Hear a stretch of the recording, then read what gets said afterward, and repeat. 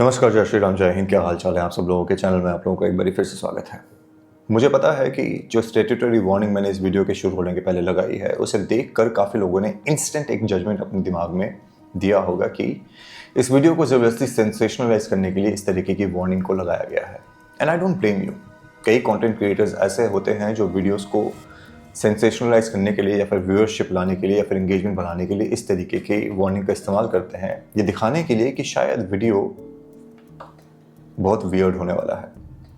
पर मैं आपसे एक वादा करना चाहता हूँ, और वो वादा ये है कि जैसे जैसे आप इस वीडियो को देखते जाएंगे और जैसे जैसे आप इस वीडियो के मध्य तक या फिर अंत तक पहुँचेंगे, आपको ये रियलाइज़ हो चुका होगा कि उस वार्निंग साइन का इस वीडियो के स्टार्टिंग में मौजूद होना कितना ज़्यादा महत्वपूर्ण था। क्योंकि इस वीडियो में मैं आपके साथ कुछ आपत्तिजनक फ़ोटोज़ शेयर करने वाला हूँ। इस वीडियो में मैं आपके सामने एक हिंसक कहानी प्रस्तुत करने वाला हूँ, और यही वो कारण है कि अगर आपने उस वार्निंग को इग्नोर किया है तो मैं वीडियो का कंटेंट शुरू करने के पहले ऑन स्क्रीन आपसे फिर से एक बार रिक्वेस्ट करना चाहता हूं कि अगर आप इस वीडियो को पब्लिक प्लेस में देख रहे हैं, डोंट वॉच इट। अगर आप किसी दूसरे इंसान के साथ इस वीडियो के कंटेंट को सुन रहे हैं, डोंट लिसन टू इट। इस वीडियो को किसी ऐसे इंसान के साथ शेयर मत करना जिसका हृदय कमज़ोर हो। इस वीडियो को पब्लिकली किसी भी तरीके से कंज्यूम करने की कोशिश मत करना। इस वीडियो में मैं आपके सामने एक ऐसे हिंसक स्टोरी प्रस्तुत करने वाला हूं जिससे सिमिलर एक स्टोरी मैंने 1.5 साल पहले कैनिबल हॉलोकॉस्ट नाम की जो एक मूवी है उसके ऊपर वीडियो बनाकर मोर और less similar kind of story मैंने आपके साथ शेयर करी थी। यूट्यूब के द्वारा उसके ऊपर एज रिस्ट्रिक्शन लगाया गया है, यानी कि 18 वर्ष से कम उम्र के लोग उस वीडियो को नहीं देख सकते।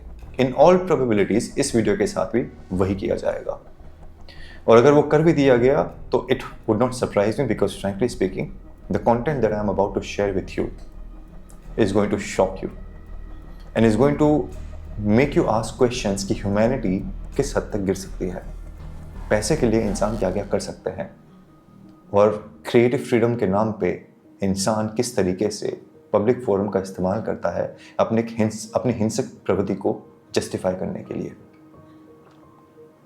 ये बात है 1972 मार्च की, मार्च 1972।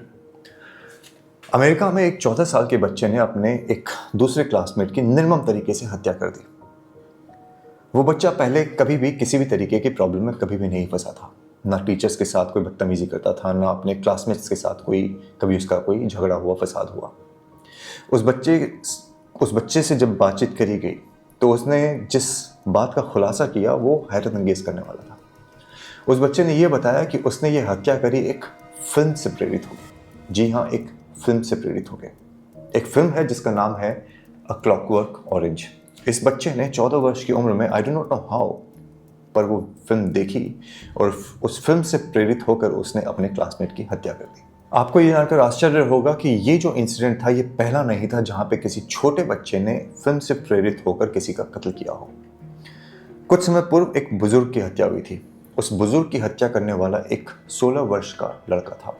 उस 16 वर्ष के लड़के को जब अरेस्ट किया गया था तो उसने भी इस फिल्म का जिक्र किया था, और उसने ये कहा था कि उस फिल्म में जिस तरीके से एक बुजुर्ग की हत्या करी गई थी, ठीक उसी तरीके से exact scene to scene replicate करके उसने इस बुजुर्ग की हत्या करी, क्योंकि उस मूवी ने उसे इंस्पायर किया था ये मर्डर करने के लिए। फिल्म का एक गाना है, एक रेप के दौरान रेपिस्ट के द्वारा इस फिल्म के गाने को गाया गया था शुरुआत से लेके अंत तक। और जब उसे अरेस्ट किया गया था तो उसने भी इस फिल्म का जिक्र किया था कि उस फिल्म से प्रेरित होकर उस फिल्म में जो रेप सीन दिखाया गया था जिसमें ये गाना गाया गया था, उससे प्रेरित होकर उसने ये बलात्कार किया और बलात्कार करते हुए उस गाने को गुनगुनाया। 1971 में रिलीज हुई ये कल्ट क्लासिक फिल्म अ क्लॉकवर्क ऑरेंज अपने हिंसक सीन, न्यूडिटी और रेप सीन्स की वजह से पहले ही सुर्खियों में थी। कई देशों में इस फिल्म को X रेटिंग मिली थी, कहीं पे C रेटिंग दी गई थी। हत्या के मामले बढ़ते गए। ये अपनी तरीके का पहला मामला है जहां पे फिल्म के डायरेक्टर ने खुद प्रोडक्शन हाउस से यानी वार्नर ब्रदर्स से रिक्वेस्ट करी कि इस फिल्म के ऊपर, इसके रिलीज के ऊपर बैन लगा दिया जाए। ये फिल्म काफ़ी समय तक काफ़ी कंट्रीज के अंदर बैन रही। स्पेन में, माल्टा में, आयरलैंड में, ब्रिटेन में, कई जगहों पे, साउथ अफ्रीका में, कई जगहों पे इस फिल्म के ऊपर बैन लगाया गया। हालांकि बाद में बैन हटाए भी गए कुछ सेलेक्टेड जगहों पे, और वो कैसे और किन परिस्थितियों में हटाए गए, किस रेटिंग के साथ हटाए गए, वो भी मैं आपको इस वीडियो के अंदर बताऊंगा। पर आपको ये जानकर आश्चर्य होगा कि इतनी रिस्ट्रिक्शंस के बावजूद और इतनी लो रेटिंग्स के बावजूद और XCO रेटिंग पाने के बावजूद इस फिल्म ने उस समय $114 मिलियन का काम किया था, यानी 954 करोड़ रुपए। आज के वीडियो में आपके साथ शेयर करूंगा इस फिल्म के बनने के किस्से, किस तरीके से इस फिल्म को इतने रिस्ट्रिक्शंस और इतनी हिंसक और न्यूडिटी से भरपूर होने के बावजूद कैसे ऑस्कर में अलग अलग 4 कैटेगरीज में नॉमिनेट किया गया और इससे जुड़े विवाद क्या है। Again one more time I am requesting to you, अगर आपकी उम्र कम है please don't watch this video, but if you are a responsible mature person watch it till the end, because हर वो वीडियो जो हम बनाते हैं उससे एक सीख आपको जिंदगी में जरूर मिलती है। Let's not waste any more time and let's try to find out कि कैसे एक फिल्म ने बच्चों को कातिल और रेपिस्ट बनने पे मजबूर कर दिया।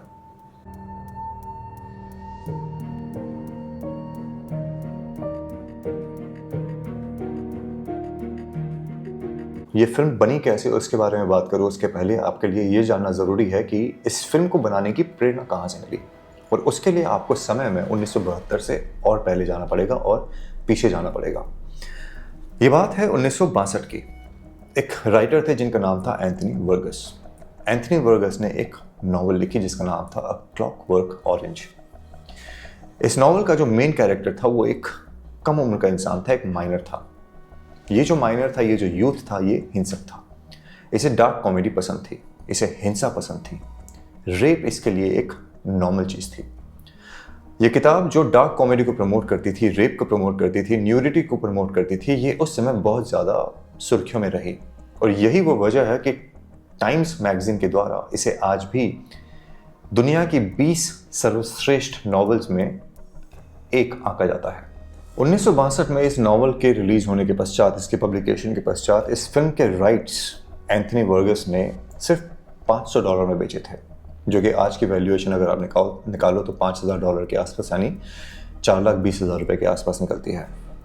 इस फिल्म की कहानी को द रोलिंग स्टोन नाम के बैंड का नाम आपने सुना होगा, उसके जो लीड सिंगर थे मिक येगर, उन्हें भी इस नॉवल के बारे में पता चला।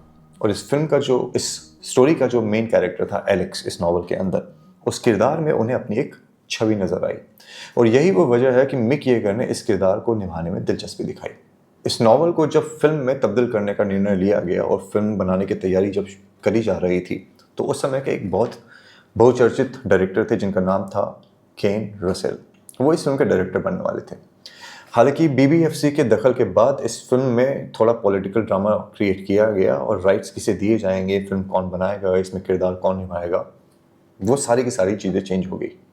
मिक येगर बाहर हुए, केन रसेल बाहर हुए और फिल्म के डायरेक्टर बने स्टैनली कुब्रिक। टेरी सदर्न नाम के एक राइटर थे जिन्होंने नॉवल को इवेंचुअली एक स्क्रिप्ट में तब्दील किया और इस स्क्रिप्ट को स्टैनली कुब्रिक तक भेजा गया। स्टैनली कुब्रिक उस समय दूसरी फिल्में बनाने में व्यस्त थे, तो उन्हें ये स्क्रिप्ट और ये नॉवल पढ़ने का मौका नहीं मिला। पर जिस समय स्टैनली कुब्रिक बिजी थे, उनकी पत्नी को मौका मिला इस नॉवल को पढ़ने का। She started to read that particular novel.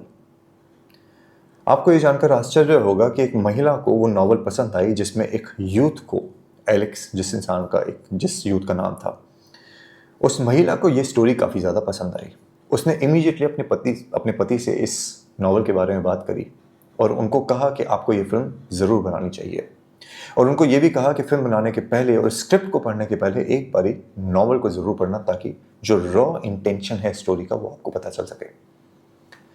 Stanley Kubrick अपनी पत्नी की बात मानते हैं और इस नॉवल को पढ़ते हैं, और इस नॉवल को पढ़ने के बाद इतने ज़्यादा इंप्रेस हो जाते हैं कि फिल्म बनाने का डिसीजन इमीडिएटली ले लिया जाता है।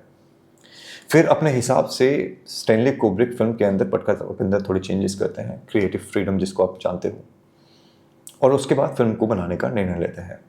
फिल्म को बनाने का निर्णय लिया जा चुका था और अब फिल्म के कास्ट की उसकी सर्च जो है वो शुरू करी जाती है। ये समय है 1968 के आसपास का, जब स्टैनली कुब्रिक ने इस फिल्म को बनाने का निर्णय ले लिया था। इसी दौरान 1968 में एक दूसरी डार्क सटायर मूवी इफ नाम की थी, वो रिलीज होती है। इसमें जिस इंसान ने लीड एक्टर के तौर पर काम किया था उसका नाम था मैल्कम मैकडॉवेल। मैल्कम मैकडॉवेल का रोल स्टैनली कुब्रिक को बहुत ज़्यादा पसंद आता है। हालांकि इसके पहले मैल्कम मैकडॉवेल कुछ 2-4 मूवीज़ कर चुके थे, बट उन्होंने साइड एक्टर के तौर पे काम किया था। इफ उनकी पहली लीड मूवी थी as a lead actor. Stanley Kubrick Malcolm McDowell से बात करते हैं और डिसीजन लिया जाता है कि इस फिल्म का मेन किरदार यानी एलेक्स मैल्कम मैकडॉवेल के द्वारा निभाया जाएगा। आखिरकार एक ऐसे एक्टर को जो बहुत ज़्यादा चर्चित नहीं था, जिसने ज़्यादा काम नहीं किया था, specially as a lead actor, उसे इस फिल्म में क्यों लिया जा रहा है, ये सवाल पूछे जाने पर स्टैनली कुब्रिक ने कहा था कि मैल्कम मैकडॉवल इस किरदार में इंटेलिजेंस लेके आएंगे।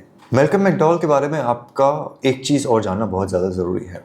इस फिल्म में जिस क्रिमिनल गैंग को दिखाया गया था, उसके लुक्स किस तरीके की होंगी, उसके अंदर मैल्कम मैकडॉवल का एक बहुत इंपॉर्टेंट रोल रहा था। हुआ यूँ कि फिल्म की जब स्क्रीन प्ले डिस्कस हो रहा था, स्टोरी के जब सेशंस होते थे, फिल्म किस तरीके से बनाई जाएगी, जब ये डिस्कशंस होते थे, तो क्रिमिनल गैंग किस तरीके से दिखेगा, उसके ऊपर जब चर्चा होनी शुरू हुई तो मैल्कम मैकडॉवल ने एक बहुत ही विचित्र सा आइडिया डायरेक्टर के सामने यानी कुब्रिक के सामने प्रस्तुत किया। मैल्कम मैकडॉवल क्रिकेट खेला करते थे और उनके पास क्रिकेट के कपड़े थे, ड्रेसेस थे, यूनिफॉर्म थी। तो उन्होंने स्टैनली कुब्रिक को यह आइडिया दिया कि इस फिल्म में इस क्रिकेट यूनिफॉर्म का इस्तेमाल किया जाना चाहिए। क्रिकेट ड्रेस के अंदर जो जॉक स्ट्रैप्स और वेस्ट बैंड पहने जाते हैं, उनको बाहर की तरफ पहन के दिखाया जाना चाहिए। उससे किरदार के अंदर एक मेंटल इंस्टेबिलिटी वाला जो एंगल है वो दिखाने की कोशिश करी जा रही है एलेक्स के किरदार में, उसको एक बल मिलेगा। स्टैनली कुब्रिक को यह आइडिया बहुत पसंद आता है और पूरे के पूरे गैंग को एलेक्स के साथ, उसके साथ जो लोग थे, उनका लुक उसी तरीके से तैयार किया जाता है। फिल्म की शूटिंग शुरू हुए कुछ ही दिन हुए थे कि मैल्कम मैकडॉवल शूटिंग के दौरान में अपनी आँख का जो कॉर्निया है उसको खरोच लेते हैं। धीरे धीरे उनकी आँख में रोशनी की दिक्कत आने लगी थी, उन्हें सही से दिखना बंद हो चुका था, अंधापन बढ़ने लगा था और शूटिंग करने में दिक्कत होने लगी थी। एक्टर मैल्कम मैकडॉवल की हालत को मद्देनजर रखते हुए फिल्म के सेट पर असली डॉक्टर्स रखे जाने लगे थे। फिल्म में एक सीन है जिससे आप स्क्रीन पर इस समय देख रहे हो, जहां से जेल से निकलने के पश्चात एलेक्स के साथ एक मेडिकल एक्सपेरिमेंट किया जाता है कुछ इक्विपमेंट्स के साथ। डॉक्टर्स कुछ इक्विपमेंट्स के साथ इनकी आंखों को खोल के रखते हैं और इन्हें एक मूवी दिखाई जाती है। उस सीन के दौरान ये दिखाया जाता है कि डॉक्टर्स के द्वारा इनकी आंख में सेलिन डाला जा रहा है। ये जो डॉक्टर इस मूवी के अंदर दिखाए गए, ये डॉक्टर असली थे और एक्टर मैल्कम मैकडॉवल की आंख में जो सेलिन डाला जा रहा था वो भी असली था। इस शूटिंग के दौरान एक्टर मैल्कम मैकडॉवल की आंखों की रोशनी पूरी तरीके से जा चुकी थी। इस फिल्म में एलेक्स के साथ बर्बरता दिखाई जानी थी और इस फिल्म में ये जो सीन जो दिखाया जाने वाला था, इसको असली दिखाने के लिए को एक्टर्स ने एलेक्स को इस तरीके से पीटा था कि हकीकत में उनकी 4-5 हड्डियां टूट चुकी थी। यहाँ पर मैं आपको फिर से एक बार रेफरेंस देना चाहता हूँ हॉलोकॉस्ट, कैनिबल हॉलोकॉस्ट का, जिस वीडियो के बारे में मैंने आपसे वीडियो के स्टार्टिंग में बात करी थी। डिस्क्रिप्शन बॉक्स पे लिंक दिया हुआ है, कृपया करके उसे भी ज़रूर देखना। उस फिल्म में भी रेप सीन्स को असली दिखाने के लिए रेप किए गए थे। नग्नता को असली दिखाने के लिए लोगों को नंगा रखा गया था। लोगों के ऊपर हिंसा रियल में करी गई थी ताकि डायरेक्टर की ये सोच थी कि रियलिज्म जितना दिखाया जाएगा, फिल्म उतनी ही बेहतर बनेगी। इस फिल्म में भी एलेक्स के किरदार के साथ यही किया जा रहा था। को एक्टर्स ने एलेक्स को इतनी बुरी तरीके से पीटा कि कई बार उन्हें हॉस्पिटलाइज होना पड़ा क्योंकि उनकी पसलियां लगातार टूटती जा रही थी। फिल्म के कई सीन ऐसे थे जिनको रियल दिखाने के लिए डायरेक्टर ने अपने इक्विपमेंट्स को भी तोड़ने तक का रिस्क ले लिया। एक बिल्डिंग से एलेक्स को गिरते हुए दिखाया जाना था और इस सीन को रियल दिखाने के लिए उनके साथ कैमरास को ऊपर से नीचे फेंका गया। करीबन 6 से 8 बार ये शॉट जो है शूट किया गया था और आपको ये जानकर आश्चर्य होगा कि इतनी बार नीचे गिरने के बावजूद ये कैमरा टूटा नहीं था। BBFC से पास होने के पश्चात 19 दिसंबर 1971 को इस फिल्म में पहले न्यूयॉर्क में रिलीज़ किया गया, जहां फिल्म को क्रिटिक्स से मिले-जुले रिव्यूज़ मिलते हैं। इसके बाद फिल्म को US में एक महीने के अंतराल पर रिलीज़ किया जाना था। 1972 में लेकिन जब इस फिल्म को यूनाइटेड स्टेट्स में रिलीज़ किया जाना था तो फिल्म के सेक्सुअल कंटेंट को लेके काफ़ी ज़्यादा ऑब्जेक्शन उठाए गए और इस फिल्म को इवेंचुअली X रेटिंग के साथ रिलीज़ करने का डिसीजन लिया गया। स्टैनली कुब्रिक को ये पता था कि X रेटिंग की वजह से व्यूअरशिप पे दिक्कत आने वाली है और ये हुआ भी। फिल्म रिलीज हुई और दर्शक काफ़ी कम आए क्योंकि फिल्म को X रेटिंग मिली हुई थी। तो उन्होंने इसे काउंटर करने के लिए फिल्म के 2 ऐसे सीन थे जो सेक्सुअल कंटेंट से परिपूर्ण थे, उनको थोड़ा छोटा किया, कट किया, और जिन सीन्स के अंदर लड़कियों के और लड़कों के प्राइवेट पार्ट्स को कैमरे में बिना किसी ब्लरिंग के दिखाया गया, उनके ऊपर ब्लैक डॉट्स का इस्तेमाल किया गया और प्राइवेट पार्ट्स को छुपाने की कोशिश करी गई।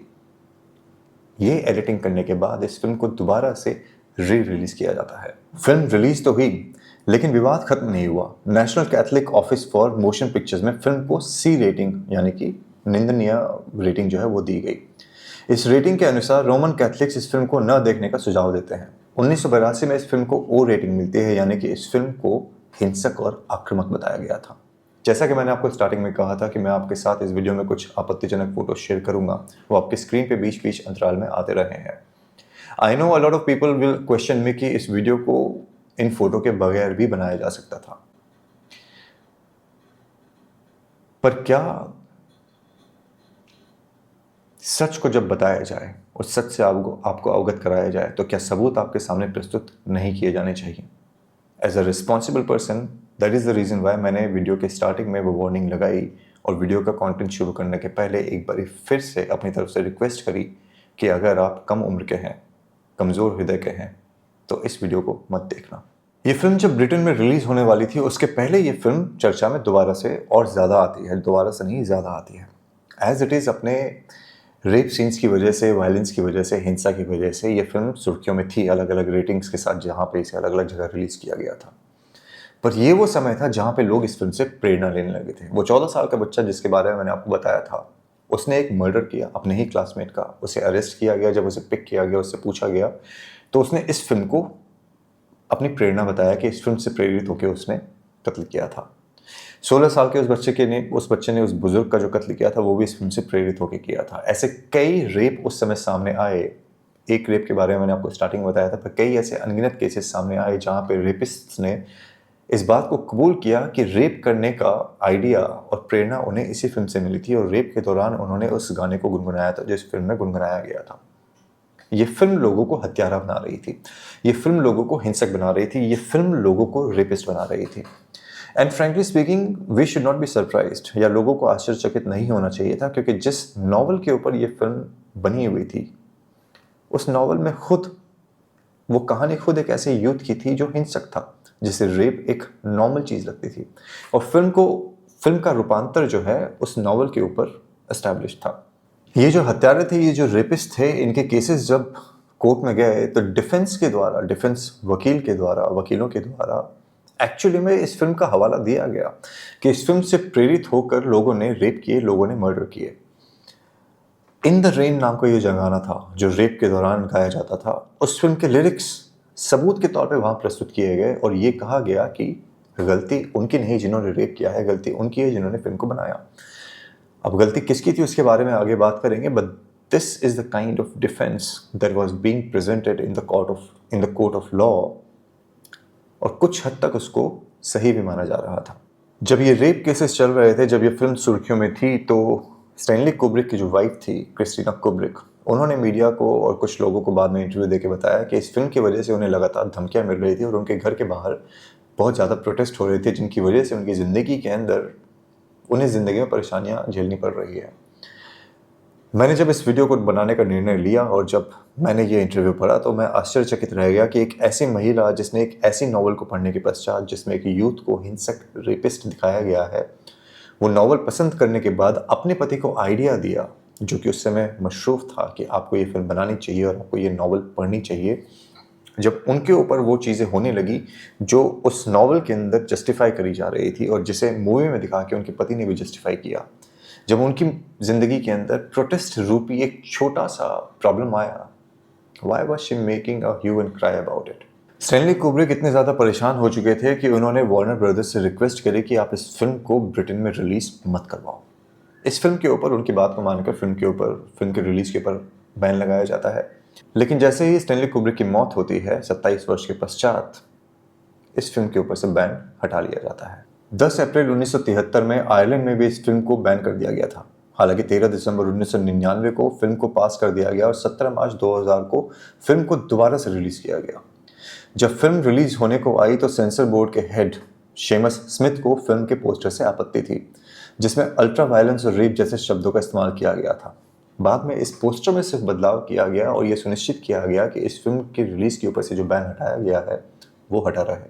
सिंगापुर में भी ये फिल्म करीबन 30 सालों तक बैन रही।